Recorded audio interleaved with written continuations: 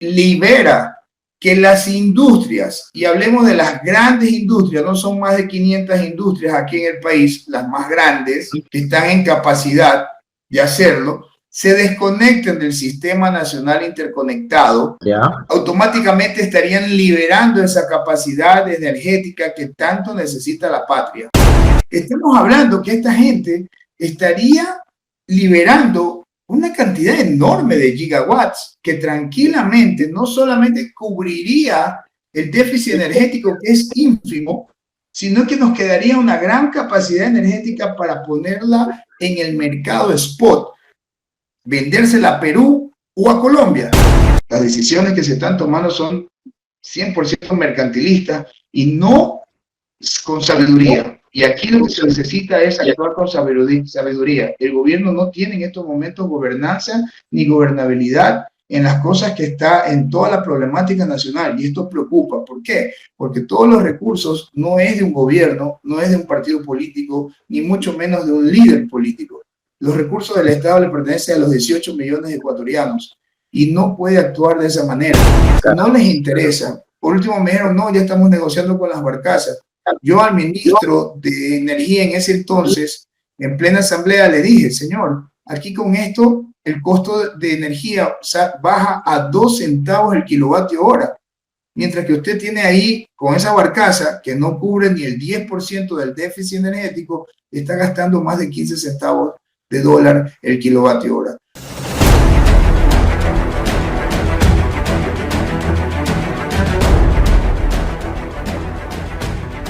Saludos amigos de Opina TV, es un placer estar nuevamente con ustedes al final de una semana que se ha caracterizado por enormes incendios en la capital de la República y toreando los apagones eléctricos que han vuelto al Ecuador para castigar la economía y la atención de nuestros organismos judiciales y administrativos.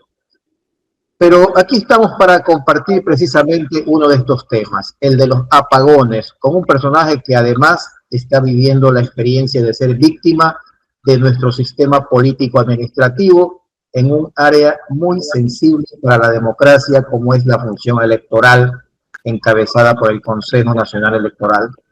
Nuestro invitado es el ingeniero Master Business Administration, John Ortega, quien aparte es un experto en software, hardware y network, es un empresario en telecomunicaciones y asesor político, líder del movimiento Desarrollo, Patria y Libertad, quien ya ha estado anteriormente en esta casa y que ahora hemos decidido invitarlo nuevamente para que en primer lugar nos ilumine, por el asunto de los apagones sobre todo, sobre lo que está sucediendo con este tema y nos dé sus sugerencias para salir a corto, mediano y largo plazo de este problema que ya se está fastidiando demasiado. Y en segundo lugar, nos dé su opinión sobre otros temas de actualidad y finalmente pedirle que haga público lo que ha sucedido con su agrupación política, quien, según su tesis, ha sido perjudicada al bloquearle su participación democrática en las próximas elecciones generales. Mi querido John, adelante. Hola William, muy buenas tardes. Gracias a toda la audiencia que nos escucha. Y aquí estamos. Aquí estamos para contestar todas las inquietudes. No sé si podemos empezar. Sí, vamos primeramente con el tema de los apagones. ¿Qué está pasando en el Ecuador? Esto de aquí, el gobierno de Noboa se ha dedicado a echarle la culpa a todo el mundo, a tratar de justificarse. ¿Valen las justificaciones? ¿No valen? Empecemos por allí. Cuando se crearon las excusas, todos somos inocentes y tenemos el perdón necesario. Más aún si estamos ya en época electoral, lo que le está costando votos, creo, a este gobierno. Los desaciertos, desatinos, la falta de conocimiento de la problemática nacional y de ejecutar medidas de acción sustentables y sostenibles que para nada las ha aplicado. No vemos una sola inversión, solamente vemos un show político, mediático, que se encarga pues de echarle la culpa a todo el mundo, ¿no? Y en especial al correísmo, ¿no? Y no se ven sus propios errores. Esto es muy preocupante. Esto es muy preocupante porque cuando no hay conocimiento de la problemática nacional y mucho menos las soluciones que requiere el país, en una situación tan emergente que necesita soluciones a corto plazo. Y voy más allá del tema del gobierno.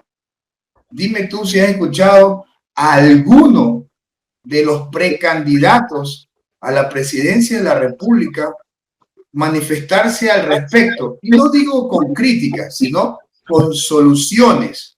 Claro. Yo me queda debiendo esto porque solo por ahí un par de precandidatos que ha hecho show, el uno con los incendios y el otro, pues por ahí vi un videíto. Se me está quedando la señal Hablando tuya. De las hidroeléctricas. Y están más perdidos que... Vamos al grano. Aquí el país necesita urgentemente que se modifique esa ley mandatoria que mandó en el mes de febrero este gobierno sobre la ley de no más apagones, donde dijo que las industrias podrían generar energía hasta megawatts. Esto no sirve y se tiene que modificar. Tuvieron la idea, pero no la tienen clara. Nosotros tenemos un estudio realizado científicamente en una de las empresas más grandes del país, que tiene varios laboratorios regados a lo largo de la costa ecuatoriana, y para ser más exactos son 30. Entonces uno de esos laboratorios, 30 laboratorios, estos laboratorios nosotros pudimos constatar que tenía un consumo de 200 megawatts por hora.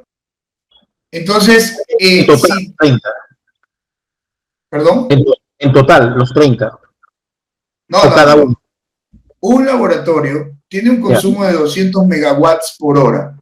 Si tú multiplicas esto por 30 laboratorios, ¿de cuánto estamos hablando? De 6.000 megawatts.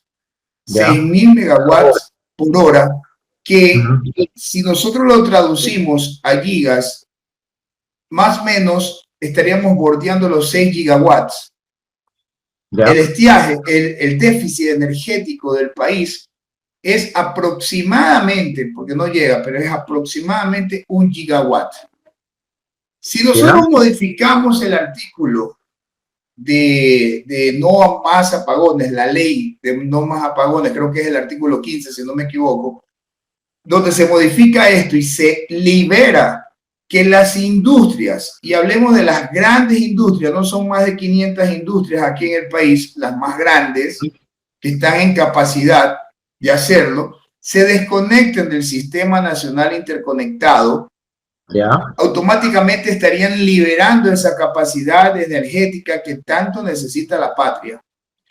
¿Y por qué digo esto? Ha de sonar como locura, la gente dice, no, ¿cómo vas a creer? Escuchamos al señor presidente de la Cámara de Industrias en los varios medios de comunicación decir que es momento de arrimar el hombro de que todos los ecuatorianos debemos ser responsables y que debemos hacer conciencia. Siempre le tiran ese cuento al pueblo ecuatoriano, pero es hora de que... Lo que vengo oyendo hace 40 años, creo.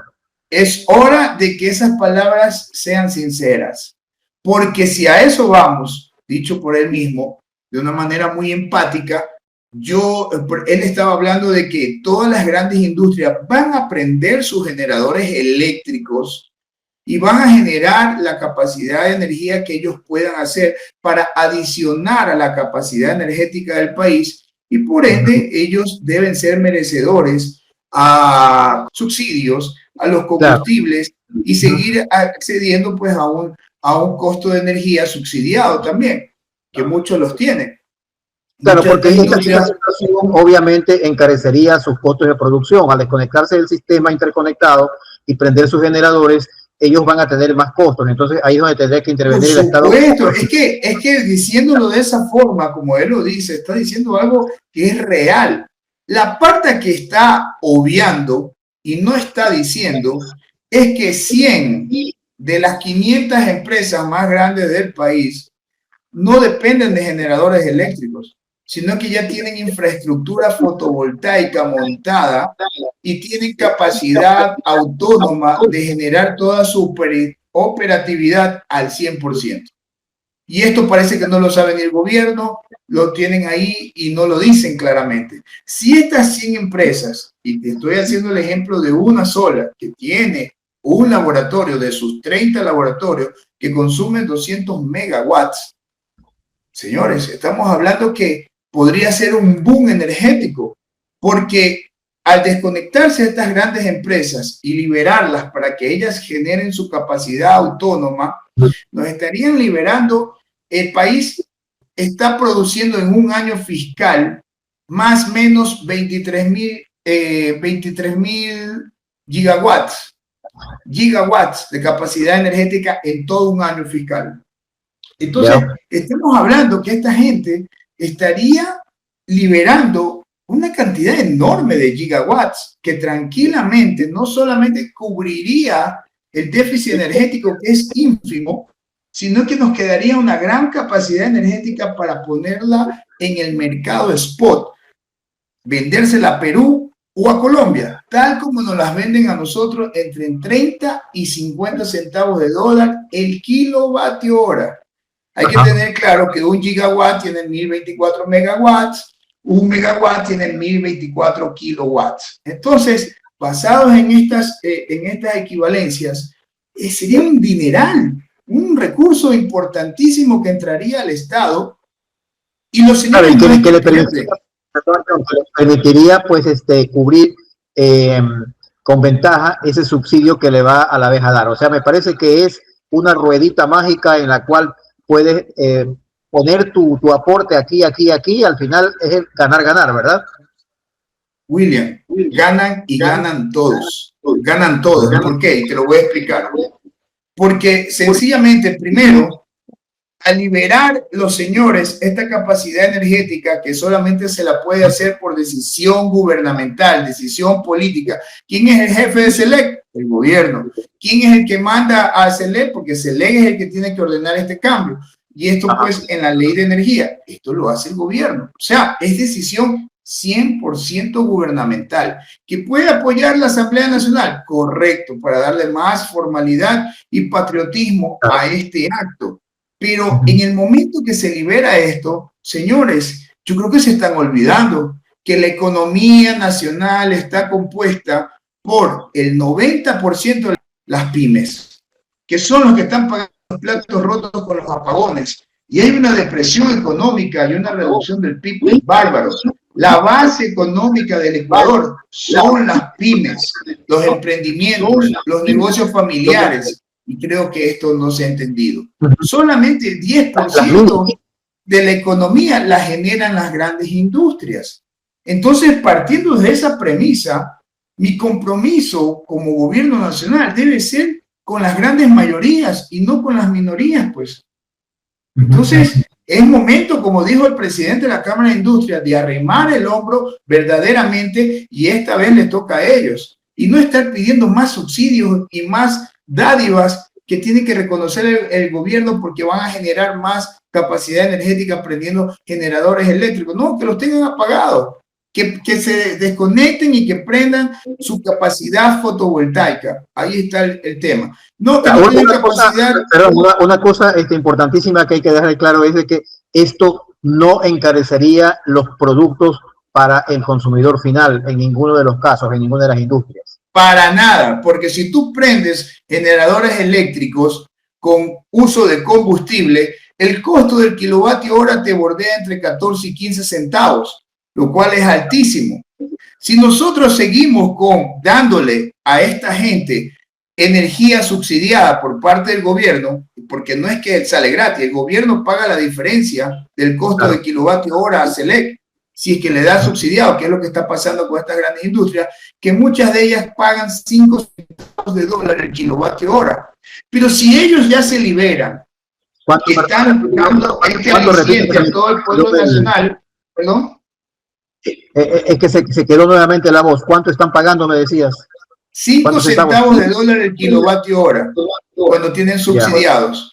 Ya. Entonces, cuando ellos se pasan a energía fotovoltaica, eso baja a 2 centavos de dólar el costo del kilovatio hora. Eso es lo que les está costando. Pero voy más allá. En estadísticas financieras hablemos. Esta inversión para generar, tomando el ejemplo de esta gran industria que te digo en uno de sus laboratorios, necesita 200 megawatts por hora. Para generar esa capacidad energética, él necesita poner 650 paneles solares de silicio. Necesita tener su cuarto de energía, que él sí lo tiene. Tiene que tener transformadores de almacenamiento de capacidad energética, porque durante la noche está trabajando los bancos de batería y durante el día tienen capacidad autónoma de 6 horas. Más aún si están en la península, que es un lugar estratégico donde ellos reciben esta capacidad solar nítida. Entonces, en esas 6 horas, ellos están almacenando sus bancos de almacenamiento, pero también están trabajando 24 horas. Ellos ya tienen esa infraestructura montada. Entonces, ¿qué sucede? Que más o menos una operatividad de esta te cuesta entre $200,000, 180,000, $200,000. Si ellos pagan, porque ellos están pagando subsidiados, $15,000 paga mensual cada planilla. Imagínate, si ellos pagan $15,000 mensuales, en 2-3 años amortizan esa inversión de los $180,000. Menos en realidad. Ponle con todos los intereses y todo. Nosotros le hicimos el estudio financiero, un payback del 8% y tiene una TIR, una tasa interna de retorno, arriba del 15%. Es un gran negocio para la industria. O sea, no es que es un mal negocio. Tú tienes dos ventajas en este tema. La una es que conoces técnicamente la problemática y la otra es que conoces la parte contable, voy a decir, no sé si la palabra contable entra aquí, administrativa contable. Sí, administrativa contable. Entonces, yo te pregunto, ¿qué está pasando con el gobierno, con estos jóvenes que se jactan? A veces me choca un poco cuando se pone a la juventud como si fuese un mérito, cuando simplemente es una etapa de la vida. Y de pronto es muy buena cuando se la toma en sentido de que hay vigor, hay ímpetu, hay fuerza, pero en cambio la juventud tiene una desventaja también y es la falta de experiencia, obviamente. Sí, es correctísimo. No se puede menospreciar la experiencia ni la sabiduría que uno la ha ido acumulando durante toda una vida. Entonces, si bien es cierto, es muy necesario los jóvenes por su brillantez, su agilidad, su capacidad de aprender y de asimilar, pero necesitas la sabiduría. La sabiduría se gana con los años, no con la juventud. Es correcto, y aquí está faltando mucha sabiduría para poder actuar.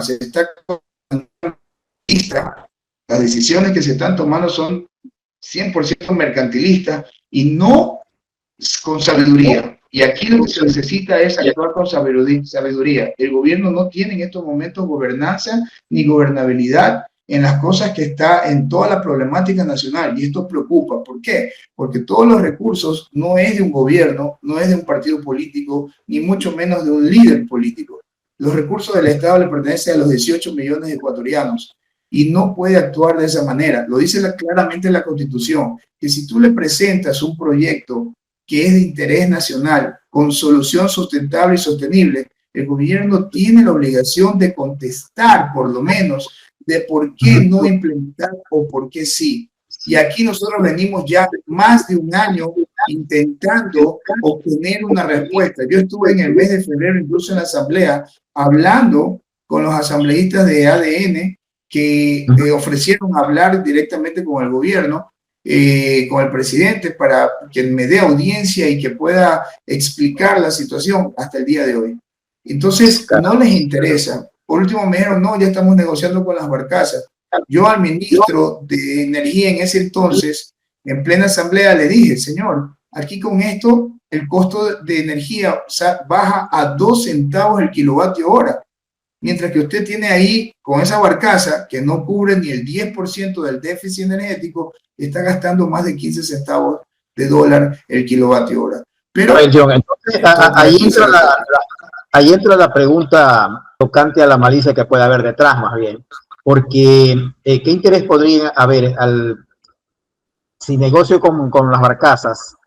Resulta que podría haber algún interés entonces ya no muy lícito detrás, porque planteándoles las cosas tan claramente que no hay lugar a dudas de la economía que va a haber para el país y el beneficio para todos. Sin embargo, se prefiere traer barcazas que solamente cubren un margen. Mira, todo cae por su propio peso, William. Y yo ahorita no quiero elucubrar. El país está viviendo una situación muy delicada en todo sentido, en todos los estratos del Estado. por donde tú tocas Haipús, y el Ecuador está súper inestable. Yo te escuchaba al principio de esta entrevista, esta semana creo que es la más desastrosa en décadas. Bueno, hasta ahora, hay que ver la próxima semana. Por un lado, sicariatos, una guerra que parece una guerra interna de verdad, muertos por doquier.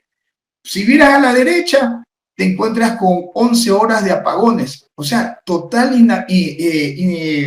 escasez de productividad que tanto necesita este país. Y si tú miras al frente, no solo hay de 33 incendios, o sea, no hay productividad. No solo hay productividad, nosotros los abogados, por ejemplo, sufrimos la tardanza, y no es que es un perjuicio nuestro, económico, directo, personal, claro que sí, también, pero es los clientes, o sea, nuestros representados, los que están sufriendo la tardanza de la solución de sus conflictos, que son de toda índole, desde cuestiones laborales, cuestiones de familia, niñez y adolescencia, cuestiones civiles, en fin, todo se atrasa.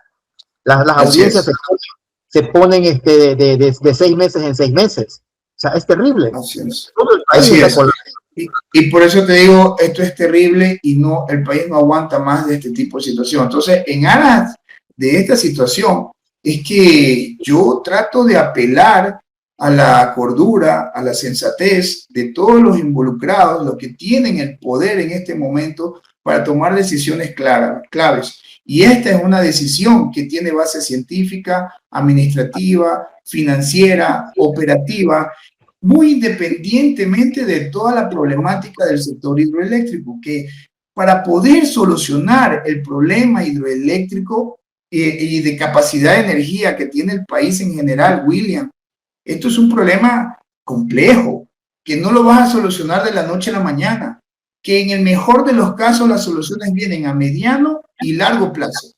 Empezando porque el sistema nacional interconectado apenas cubre un 35% del territorio nacional. Hay un 55% que falta de construir. Hablamos de por lo menos 1.000 millones que se necesitan. Por el otro lado, tienes las 8 hidroeléctricas que dejó Correa, que prácticamente todas tienen algún tipo de problema. Y eso se soluciona con recursos. Hay más de 18 hidroeléctricas en todo el país que necesitan mantenimiento. ¿Cómo solucionas? Con recursos. Tienes un problema interno en la distribución y la última milla de llegar la energía hacia los ciudadanos comunes, porque tienes más de 25 distribuidores eléctricos que no tienen razón de ser. Eso es un caldo de corrupción.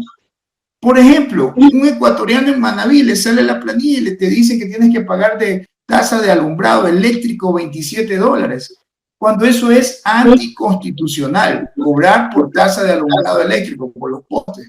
Entonces, hay temas que hay que corregir en la interna. ¿Cómo lo haces con eso? Eso lo haces con una plataforma que maneje cruce de información, inteligencia artificial, indicadores de gestión que te digan, aquí está el problema. Entonces, como no son técnicos, no saben. Uno que es técnico sabe lo que tenemos que hacer, pero para todo eso necesitamos recursos financieros que no los tiene el Estado ecuatoriano. Entonces, el tema eléctrico es muy complejo, que se necesita implementar metodología aplicada, administrativa, operativa, tecnológica, de implementación, y tiene que auditarse, tiene que parametrizarse y personalizarse. Esto no lo han entendido ellos y esto es un problema bastante complejo que toma su tiempo. Mientras tanto, ¿qué hacemos con los apagones? Esta es la solución. Modificar ese artículo de no más apagones, el artículo 15, y liberar a las grandes industrias, que son 100, que tenemos información, que ya tienen infraestructura fotovoltaica y que muy bien pueden liberar toda una capacidad energética que podría no solamente acabar con los apagones en forma inmediata, sino que nos dejaría un superávit de capacidad energética para poder exportar a Colombia, a Perú o a Chile y poder generar recursos a la interna. 2. La segunda forma de generación de recursos que necesita el país urgentemente se basa en que si estas empresas ya tienen infraestructura fotovoltaica, se puede generar una tasa de contribución que lo permite la ley, que está escrito en la ley, y que puede ser del 10% directamente proporcional a la planilla de luz que pagan. Entonces esto sería otro rubro que le entraría al Estado por el uso del espacio radioelectrónico. Si vas a poner 650 paneles solares y vas a utilizar el espacio radioelectrónico, paga la tasa. Entonces, sería un segundo ingreso que tendría el Estado. Y el tercer ingreso, hoy en día, este gobierno que le ha dado prioridad al pago de deuda y a las reservas, aumentar las reservas internacionales, hoy tenemos claro que están arriba de 9.000 millones de dólares. En el instante que el gobierno nacional hace esto que estoy manifestando y deja a un lado las termoeléctricas, que es altamente nocivo para el país, porque van en contra de la economía verde, de las normas ISO 50001 de energía, van en contra de las ODS, que son los Objetivos de Desarrollo Sustentable, que son organismos adscritos a los multilaterales, al FMI, al Banco Mundial, a la CAF, etcétera, etcétera. Entonces, si el gobierno hace lo correcto y desecha esas termoeléctricas y deja de hablar de termoeléctricas y dice vamos a hacer esto, generamos un superávit y lo ponemos en el mercado spot, automáticamente baja el riesgo país, mejora las condiciones crediticias con los multilaterales y podemos acceder a un título de crédito que se llama Derecho de Usos Especiales de Giros de Fondo. Este título de crédito se lo dan a los países que trabajan en línea con los ODS, con los multilaterales, y que tienen arriba de 7.000 millones de dólares en reserva. Ecuador tiene 9.000. Entonces, puede acceder a ese título de crédito al 0% de interés, o sea, no pagaría interés, y a 15 años plazo. ¿Cuánto accede? 7.000 millones, porque te dan 7.000 millones. Entonces, con estos tres rubros, tenemos tranquilamente solucionado el problema financiero para solucionar todo el problema macro que tenemos en el sector energético. Podemos solucionar, porque para todo se necesita recursos. Y creo que eso no ha entendido el gobierno, no sabe cómo generar recursos. Nosotros sí sabemos, se lo estamos diciendo y no escuchan. Y si no escuchan, pues bueno, ya sí por eso queremos exigir una respuesta, porque esto es en beneficio de todo el pueblo ecuatoriano. Y no es justo que sigamos pagando los pymes, la mayoría de los ecuatorianos, los platos rotos de malas decisiones, de corrupción y de temas que no vienen al caso, ya seguir ahondando, pero hasta lo último hay que tener la esperanza que el gobierno haga lo correcto, que que fue para eso que se lo puso ahí en el poder. Así es. Hay una cosa que quería comentar, tú la tocaste de pasada al inicio de la entrevista, y es el tema de la inseguridad ciudadana, que se ha convertido en una especie de camino para asfaltarlo con promesas, dado que es un tema que afecta a una de las mayores emociones humanas, que es el miedo. Y este es una herramienta para manipular fácilmente a las masas. ¿Qué observaciones podrías hacer sobre este tema en cuanto a las promesas de los candidatos y cómo crees que el actual gobierno ha manejado esto en el Ecuador? Y vuelvo y repito, yo considero que los precandidatos están montados en un show político de demagogia y no hablan de soluciones sustentables y sostenibles. Yo te acabo de exponer ahorita esto de la solución energética. ¿Tú lo has escuchado a alguno de los candidatos decir algo de esto? No, realmente no. Con honestidad. ¿Tú has escuchado esto? No, honestamente, no. Yo no. Mira, yo no quiero ser... Y esto no es demagogia. No es mi papel, no es mi rol, ni es mi costumbre. O sea, honestamente claro. No, pero tengo que serte sincero que yo tampoco sigo las noticias de la televisión. Yo más bien me nutro de lo que pasa, porque no puedo decir me mantengo ajeno a lo que pasa en el país, pero me mantengo por otras vías, no por es medios. Muy preocupante. Es muy preocupante que lleven a ese escenario de demagogia, de vender humo a todo un pueblo, y el pueblo, por la falta de conocimiento, que no es culpa de los ciudadanos, sino culpa del sistema como tal, y se deja llevar por el show mediático. El tema de inseguridad que es parte del problema energético, porque tenemos sobreprecios, tenemos corrupción, mafias enquistadas en el sector eléctrico, o sea, por todos lados hay un tema de corrupción, de mafias, de criminalidad espantosa. Y esto se da porque el Ecuador ya por varias décadas viene sufriendo de un problema de corrupción piramidal, donde en la base, que estamos todos los ecuatorianos, estamos pagando los platos rotos de lo que se origina en la cúspide. La cúspide son las altas esferas del gobierno. Desde ahí comienza, y cuando digo el gobierno, no solamente estoy hablando del presidente, estoy hablando de la asamblea, de los organismos estatales, de Contraloría. Mira tú todos los problemas que hay, de fiscalía, de que eso, o sea, se origina ya. ¿Y por qué se origina? Porque lamentablemente en pleno siglo XXI somos, por eso que nos catalogan de tercermundistas a América Latina, que no termina de despegar el desarrollo, por ahí Chile, que ha encontrado una ruta, pero también lo veo que se está estancando. Pero el tema es que no se ha trabajado con la tecnología como se debería trabajar.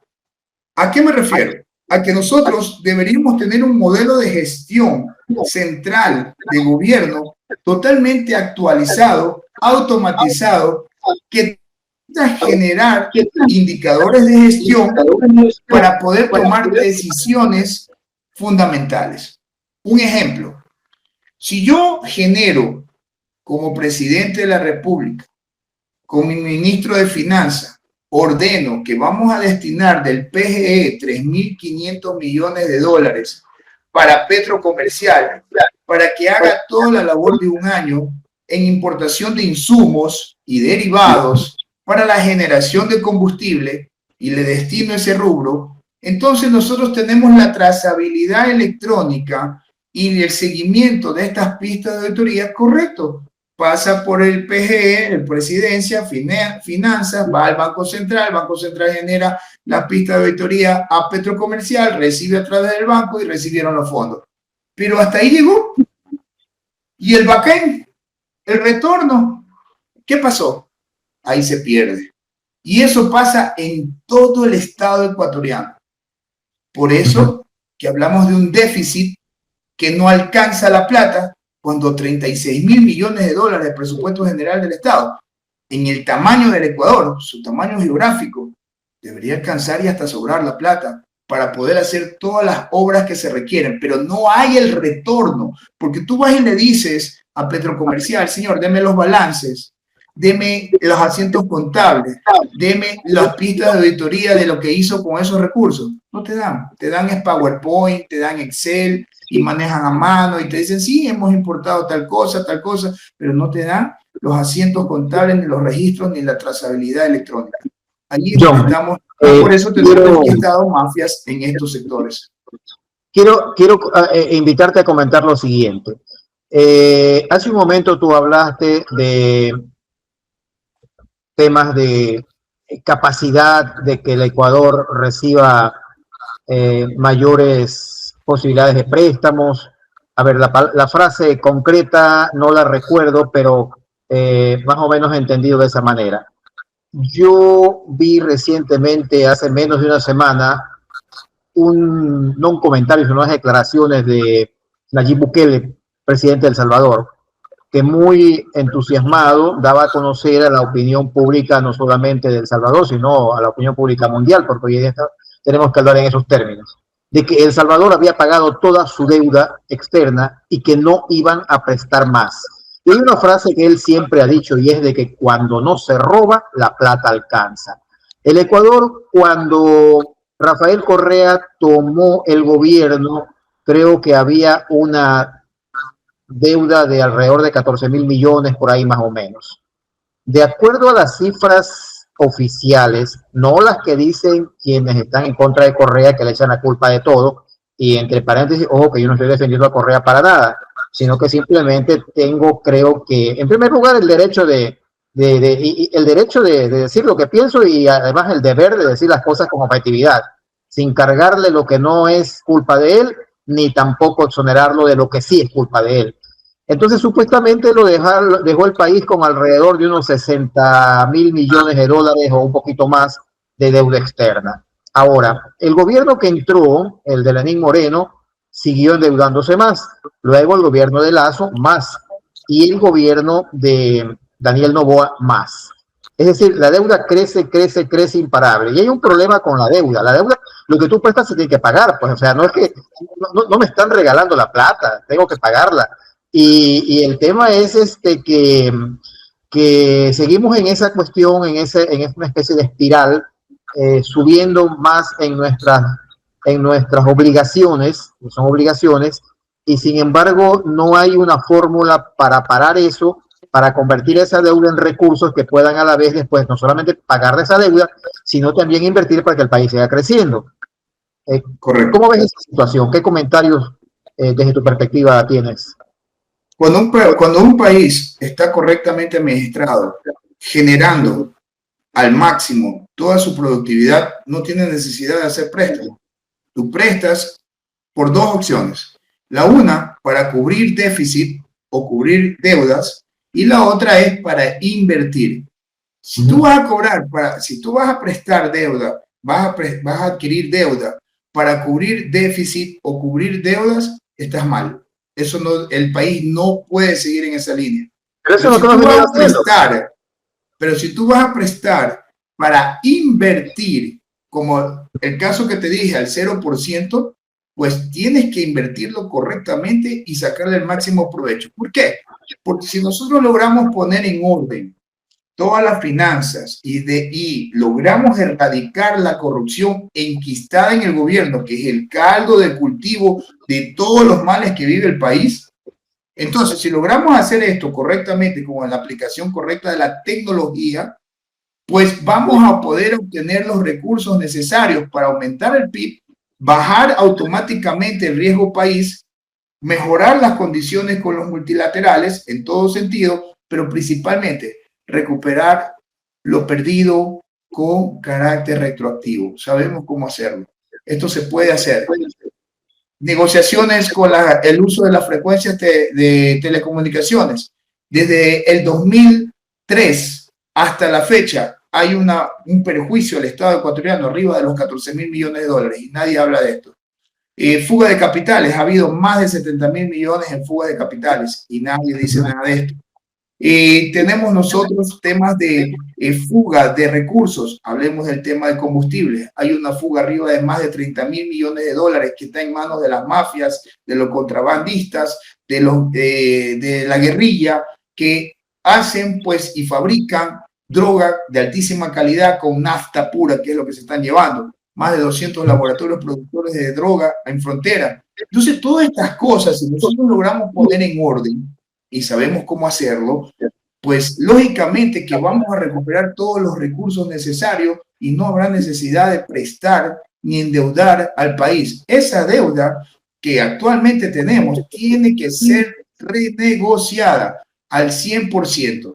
Pero primero nosotros debemos demostrar que somos honorables, que somos cumplidos, que hacemos las cosas correctamente, como el ejemplo que te acabo de dar de energía.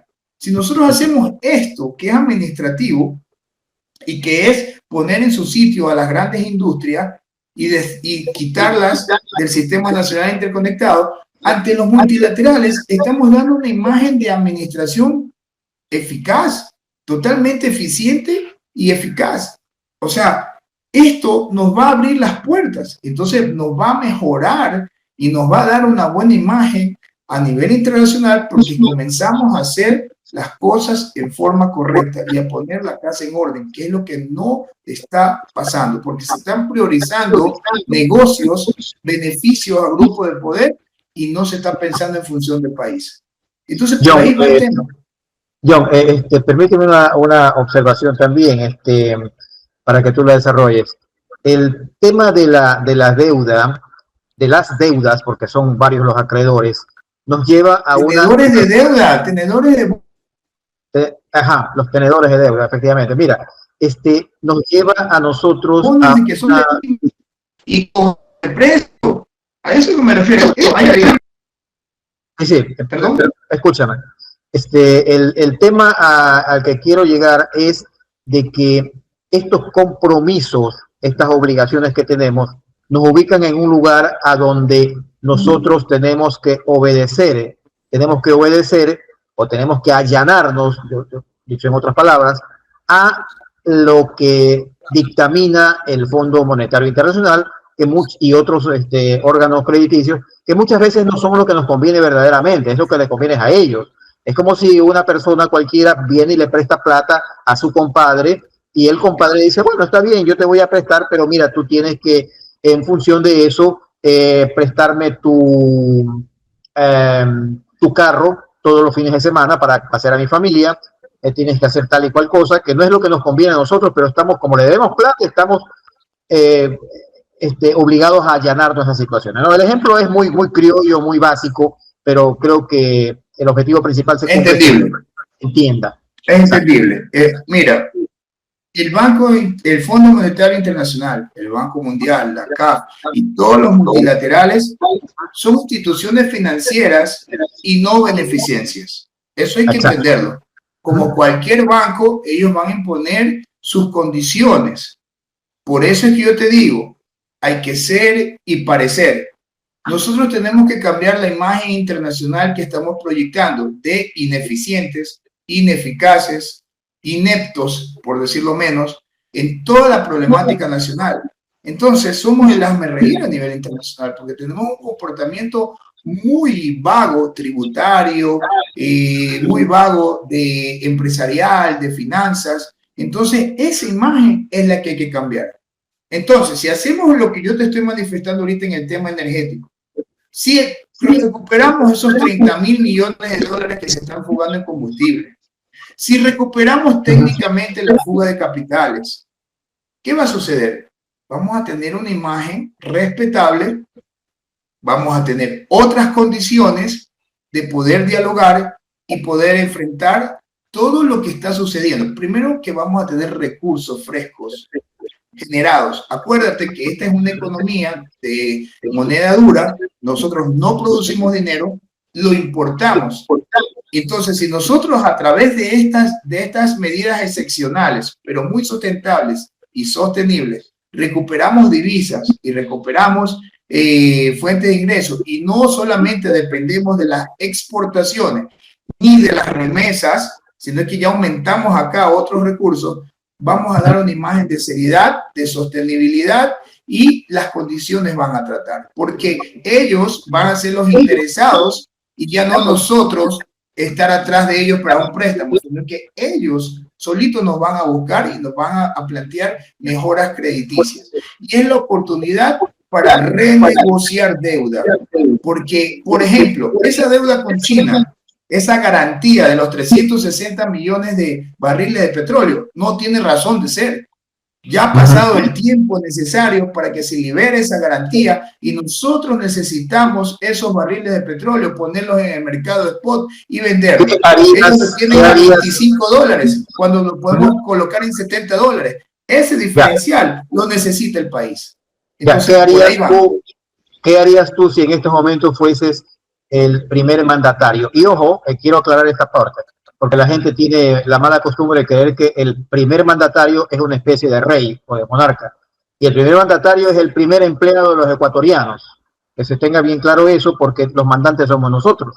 Entonces, pero en esa responsabilidad al timón del barco, ¿qué harías con eso que acabas de mencionar, con esa deuda con China, con esa garantía? Nosotros tenemos que honrar la deuda. Es una deuda que no la hemos adquirido, sino que es heredada.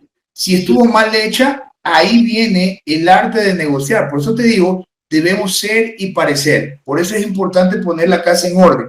Si nosotros reeliminamos la corrupción interna y logramos generar las pistas de auditoría que muy astutamente gobiernos anteriores las han desaparecido, pero hoy en día, gracias a la inteligencia artificial, gracias a la tecnología y teniendo nuestro propio cable submarino, vamos a poder generar todos los emolumentos, todos los insumos necesarios para poner y generar todas las pistas de auditoría y evidencias que nos van a fortalecer ante una negociación. Y de esa manera nosotros vamos a tener que sentarnos con China, con Estados Unidos, a hablar de la renegociación de estos bonos, de estas deudas, en negociaciones mal hechas, por decirlo menos.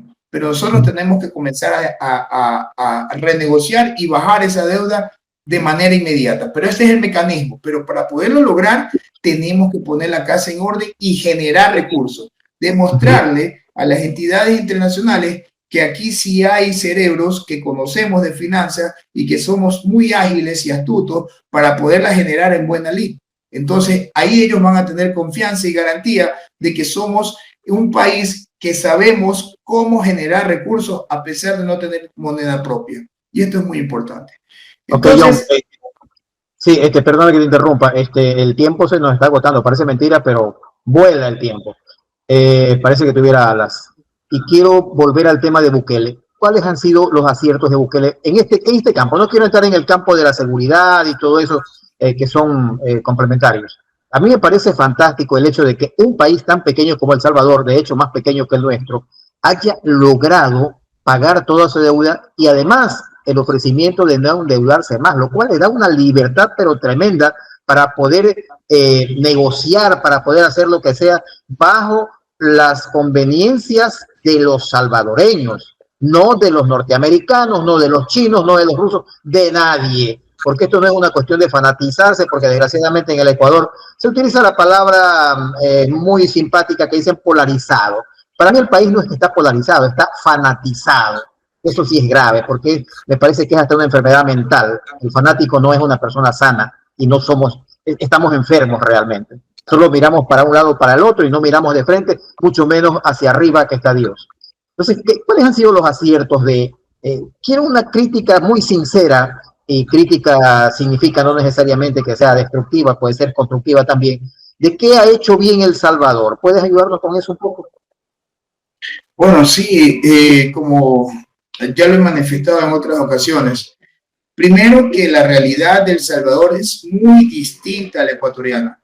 Créeme, claro. Empezando desde su PIB, empezando desde el PIB, empezando de su presupuesto general de Estado, son condiciones totalmente distintas y la problemática nacional que nosotros vivimos es totalmente distinta a la problemática nacional que tenía El Salvador.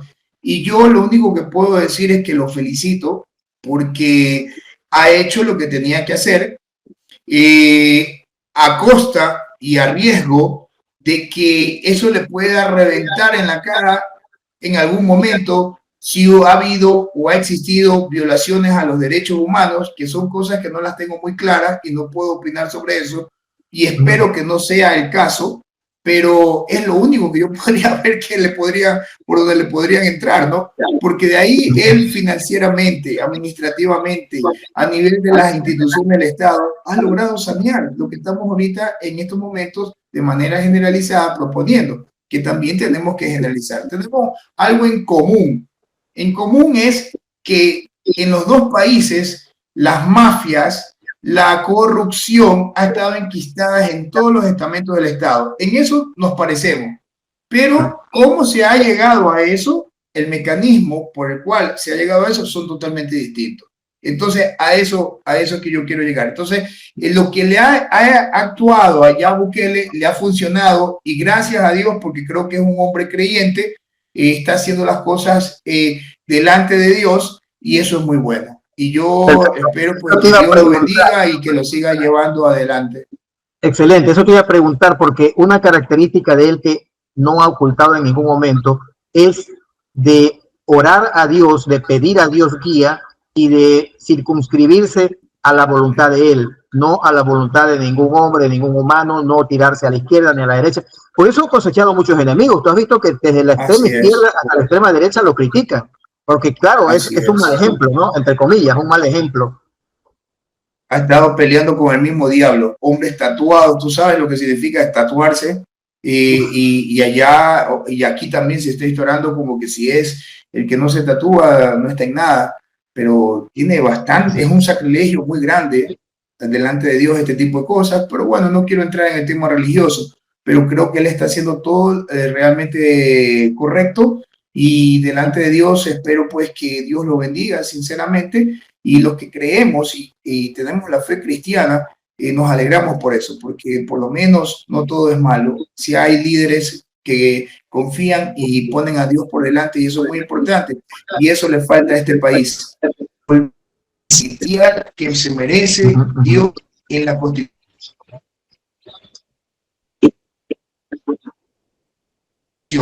Sí, he tenido problemas nuevamente con el audio y el video, con el audio video. Como pues si fuera cualquier cosa, y creo que hoy está... ¿Sí me escuchas?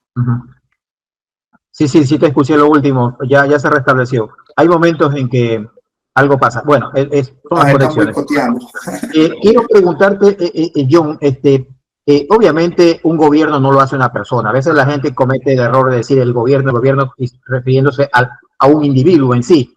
Nosotros no somos todopoderosos, y si bien es cierto, al estar una persona frente al aparato administrativo, tiene ciertas facultades, muchas facultades de hecho, para poder darle el giro al timón que uno lo quiera, pero ¿qué harías? No, voy a ir por ahora, voy a ir más allá en honor al tiempo. ¿Qué pasó con DPL, con tu partido? ¿Qué pasó que ha tenido que presentar estas quejas? Y quisiera hoy, en estos momentos, que tú nos compartas, porque el tema no es solamente del Movimiento de Desarrollo Patria y Libertad. Yo he escuchado de otros movimientos que han tenido también problemas. ¿Qué está pasando? ¿Qué está pasando con ese Consejo Nacional Electoral que no ha actuado a la altura de sus responsabilidades democráticas? Mi querido amigo, como te lo he dicho, es un problema de corrupción piramidal, en donde están involucrados todos los estamentos del Estado. Y el CNE es una parte fundamental del Estado, con harto poder, y que se le ha dado libre albedrío para que hagan y deshagan. Ahí tenemos a la doctora Tamaín, al señor Cabrera, al señor Pita, que son intocables. Y son eternos. Se volvieron eternos como muebles ya. Y ellos hacen alarde de su poder y no les parece nada y te miran por encima del hombro. Entonces esta gente tiene las ínfulas muy altas, y el pueblo ecuatoriano tiene que hacerse respetar, pienso yo, porque es ya demasiado escandaloso todos los errores, todas las faltas que son visibles. Por ejemplo, no es un conflicto de intereses, nepotismo, si estamos hablando que el CNE es una entidad importantísima del Estado, que la doctora Tamaín, siendo presidenta de este organismo, tenga a su hermano de cónsul en Queens, en Estados Unidos. Entonces, estamos pidiendo son unas cosas así similares, ¿verdad? O sea, se han repetido gobiernos. Es que vamos a ese tema, ¿no? O sea, hablando de algo superfluo, ¿no? Ahora, tantas cosas que han pasado en el sistema, tienen un sistema caduco del año 83, que le viven haciendo parches y enmiendas que han estado a la medida, cuando ya eso tiene que ser reemplazado por una plataforma tecnológica debidamente sustentable y sostenible. ¿Por qué no lo hacen? Y se gastan millones de millones en consultas, en elecciones, o sea, despilfarran los recursos que son del Estado. Y hablando ya directamente de DPL, que con mucho placer estuve escuchando a la doctora Elena Nájera, que me parece una persona impecable y que es objeto de burla de los otros señores, me parece que esta señora tiene conocimiento de causa de todo. Y ella habla de las cosas que nosotros hemos vivido. Y es más, en el proceso en donde yo me estuve quejando, ella me dio todo el respaldo. Y me dice, mijito, yo los apoyo porque ustedes tienen la razón, pero yo soy un voto de 4, ¿no? Entonces, eso me decía ella. Entonces, ¿qué sucede? Que nosotros presentamos en buena lid todos los requisitos. En el año 2022, 2021, diciembre de 2021, presentamos todos los requisitos. En el 2022, a mediados del 2022, recién me contestan y me dicen, ¿sabe qué? Usted tiene estas fallas. Entonces yo voy y hablo con los vocales, con el coordinador político de ese entonces, de las organizaciones políticas, me dice, no, es que esto está mal. ¿Y qué cosa estaba mal? Que supuestamente para partidos políticos tú no puedes poner la palabra adherente, sino que tienes que poner afiliados o afiliadas. Pero eso es un error de forma, no de fondo. Claro, claro. Entonces, si tú revisas el Código de la Democracia, ahí te dice que si hay errores de forma, ellos mismos tienen que subsanarlo. No ya. Sin embargo, me dijeron que por eso y que yo lo arregle. El derecho común. Mandaron a hacer nuevamente el documento y cambiarle esa palabra. Se pasó todo el 2022 y llegamos al 2023. En octubre de 2023 me contestan recién. Y nosotros exigiendo, pidiendo más de 15 cartas a esta señora que nos atienda. Y llegamos al 2023 y no me dieron contestación. Hasta que ya tuve que inducirlo al señor Pita a una radio, que el entrevistador me ayudó, lo llevó a la radio y todo, y ahí lo confronté. Entonces, en público, le dije que estas cosas no podían suceder, que estaban soslayando nuestros derechos constitucionales de participación, y ya nos habíamos quedado afuera de la ley electoral, de la anterior elección presidencial. Entonces, que queríamos participar en esta. Entonces él se comprometió públicamente que iba a poner las cosas en orden y que nos iban a entregar la clave. Llega el 2024. Entonces nos convocan y nos ponen en el orden del día del pleno del 8 de marzo. Estábamos en el punto 6 para ser tratados. Nunca trataron el tema de PL, a pesar de haber estado en el orden del día. Entonces eso es una falta ya grave. Entonces nosotros no estuvimos, yo tengo los videos, nunca nombraron a DPL y yo me fui inmediatamente a las instalaciones del CNE el día 11. ¿Por qué? Porque ese pleno se alargó 8 y 9, terminó el 9. 9 fue viernes, sábado y domingo no trabajan. El día lunes a primera hora estuve en las instalaciones del CNE y me dijeron que ya había pasado el plazo para reclamar, que eran 48 horas. Sí, pero ustedes no trabajan, no, es que ya pasó 48 horas. ¿Dónde dicen? ¿Qué parte de la ley dice eso? Segundo, me entregan el documento diciendo que me negaban la entrega de claves. Entonces yo le dije que me diga por qué. Entonces él me dice, primero fírmeme el documento, me decía. Y yo le digo, yo no le voy a firmar nada, porque usted me está... Si yo le firmo, me doy por notificado. Entonces claro. Eso no. Ustedes tenían que haberme notificado por Keyputs, que maneja pistas de auditoría y tiene toda la trazabilidad electrónica. Entonces, este documento ustedes lo han impreso en Simbra y Simbra no tiene pistas de auditoría. Entonces, quiere decir que esto ustedes lo están modificando. Yo no le voy a recibir esto.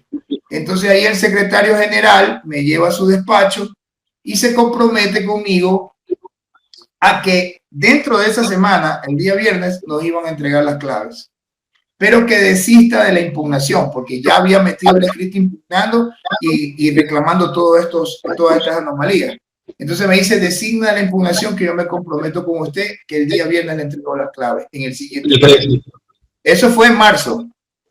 Yo desisto, pongo un escrito al día siguiente desistiendo y no me dio largas hasta el 13 de mayo. El 13 de mayo recién nos entregan las claves y los formularios para entregar 251,000 firmas, que es el 1.5% del padrón electoral. O sea, yo tenía que entregar en menos de 24 horas 251,000 firmas, porque en el cronograma electoral el 14 de mayo fenecía la entrega de firmas. Entonces todo esto lo hicieron para dejarnos afuera. Por lo que yo estoy buscando, estoy viendo la manera de poder poner una acción de protección a través del Tribunal Contencioso Electoral. Estamos hablando con varios abogados, armando el escrito y aprovechando toda esta situación para también exigirle al gobierno a través de la Corte Constitucional que se pronuncie ante la propuesta que estamos haciendo del problema energético. Entonces no podemos quedarnos de brazos cruzados y el país, vuelvo y repito, no puede estar pagando los platos rotos la mayoría de los ecuatorianos. Entonces esto lo estamos haciendo de una manera patriótica, no con el ánimo de acusar a nadie ni de increpar al gobierno, pero sí de exigir una respuesta. Lo mínimo que debe hacer es darnos una respuesta de por qué esta situación, y el Tribunal Contencioso Electoral debe pronunciarse ante estas anomalías que han perjudicado no a DPL, sino a todo un pueblo ecuatoriano, porque creo y considero que somos la única opción que tenemos verdaderamente un plan de gobierno sustentable y sostenible, con gobernanza y gobernabilidad para sacar al país de la crisis de forma inmediata, y se lo está privando el pueblo ecuatoriano de esta oportunidad y no merece ese destino. Claro, de acuerdo. Más allá de esa situación, que es la opinión del líder de DPL, este tipo de situaciones tenemos que rechazarlas todos los ecuatorianos de cualquier tendencia, porque es una agresión en sí a la soberanía del individuo, porque los soberanos somos nosotros, la soberanía radica en el pueblo. Entonces, quiero entrar en una pregunta final, John, justamente sobre ese tema. ¿Sí me estás escuchando? ¿Aló? Correctísimo. Ya. Sí, te escucho. La soberanía radica en el pueblo, lo dice nuestra Constitución, y es un concepto desarrollado por grandes pensadores como Rousseau, Montesquieu, Locke, entre otros, para acabar con las monarquías absolutistas que en ese tiempo pues eran las que mandaban, ¿no? Y yo decido quién vive, quién muere, quién le cortó la cabeza, quién se casa, etcétera. Sin embargo, y teniendo en países como el nuestro independencia de las funciones o poderes del Estado, cada individuo que llega a la presidencia pretende convertirse en una especie de emperadorcito o emperadorcillo. No sé si tiene, o sea, yo creo que esa es una realidad innegable. Y en algunos países de nuestra vecindad, de hecho, pues hay varios presidentes que actúan abiertamente así, o sea, ya con el mayor descaro, ¿no? Que quieren perpetuarse en el poder sin ninguna vergüenza. ¿Qué comentarios te merece esto, John? Si llegas a la presidencia de la República, ¿serás otro nuevo emperadorcito? A ver, esto, primero, hay que dejar el egocentrismo a un lado. Esto no se trata de una persona. Es importantísimo llegar al pueblo ecuatoriano con un mensaje totalmente claro, entendible, de qué tan grave está la estabilidad de la República. ¿Por qué es necesario que todos los ecuatorianos se involucren verdaderamente en política? ¿Y qué significa verdaderamente por la política? Que es un arte, es una ciencia de generar recursos por el servicio del pueblo ecuatoriano, en este caso, y no hacer politiquería. Entonces nosotros tenemos la obligación de tener que compartir estos conocimientos con el pueblo ecuatoriano. ¿Para qué? Para generar escuelas de inducción a través de los partidos, de formación de nueva sangre política, de nuevos jóvenes, adultos, que a más de sus conocimientos profesionales, técnicos, administrativos que tengan, se involucren en política y se formen como políticos, para que entiendan que Ecuador necesita urgentemente establecer bases sólidas de formación verdaderamente política y no el show que tenemos como esa asamblea, 100% politiqueros, showman, puro showman que es eso, y también a nivel del Estado, donde tenemos a muchas personas que sin ningún tipo de conocimiento ostentan un puesto de autoridad sin ningún tipo de conocimiento de la problemática nacional. Eso no puede seguir ocurriendo porque no saben el grave daño que le están haciendo a la República. Porque si nosotros manejamos un modelo de Estado, un modelo de gobierno sustentable, sostenible, con gobernanza y gobernabilidad, ese proyecto puede funcionar tranquilamente 60 años, 70 años. Y no estoy de acuerdo en las reelecciones. No estoy de acuerdo que un presidente se tenga que reelegir, porque eso denota la falta de capacidad, la falta de pedagogía y de metodología de formación de nuevos políticos. Aquí se tiene que refrescar porque hacer un trabajo a fondo en el gobierno es totalmente agotador. Lo que hay que hacer en el país es totalmente cansado y necesita de toda la inteligencia y sabiduría que ocasiona desgaste. Y tiene que venir alguien con los conocimientos y los recursos totalmente frescos a que le siga dando ese impulso fuerte de estabilidad a ese proyecto político. Entonces, por ahí va el pensamiento mío. Claro, para que haya políticas no de gobierno, sino de Estado, y De que Estado, se puedan de en Estado. 50, 80, 100 años, ¿no?